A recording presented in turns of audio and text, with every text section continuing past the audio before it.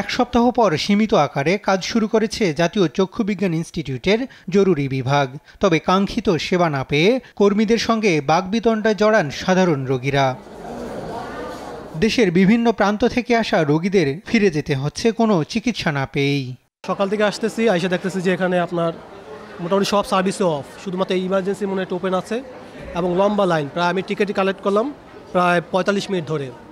এখন এখানে বসে আছে ডাক্তার দেখাবো, তা তো প্রায় 1 ঘন্টা ওভার হয়ে গেছে। আমরা আসতে পারে 1 ঘন্টা উপরে হয়েছে। এখন বলতেছে আমরা চশমা দিব না, আমরা কোনো এই করবো না। ব্রাহ্মণবাড়িয়া থেকে এসেছেন খন্দকার মুসা মিয়া। 2 ঘন্টা অপেক্ষার পরও কোনো চিকিৎসা না পেয়েই ফিরে যান তিনি।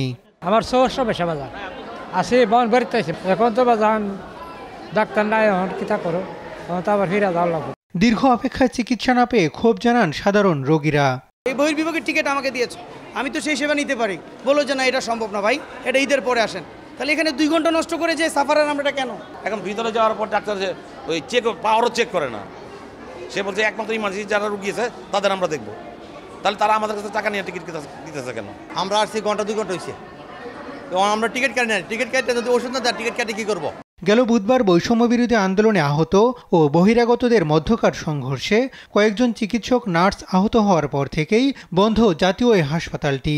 যেখানে রোগীদের ভিড়ে পা ফেলানোর জায়গা থাকতো না, সেখানে পুরোটাই খাঁ খাঁ করছে হাসপাতালটি।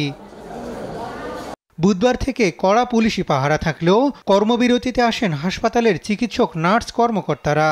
জুলাই আন্দোলনে আহতদের জন্য দেশের 4টি হাসপাতালের চিকিৎসকদের সমন্বয়ে বিশেষজ্ঞ টিম গঠন করার কথা বললেও কবে হাসপাতালটি স্বাভাবিক অবস্থায় ফিরবে সে বিষয়ে স্পষ্ট বক্তব্য নেই পরিচালকের। নিরাপদ মনে করছি না, এই জন্য সব বিভাগ চালু করা সম্ভব হচ্ছে না, জাস্ট জরুরি বিভাগটা চালু করা সম্ভব হচ্ছে। তারপরেও দেখা যাক পরবর্তীতে আমরা যদি পরিবেশ উন্নয়ন হয় তাহলে আমরা সব বিভাগে চালু করার চেষ্টা করছি।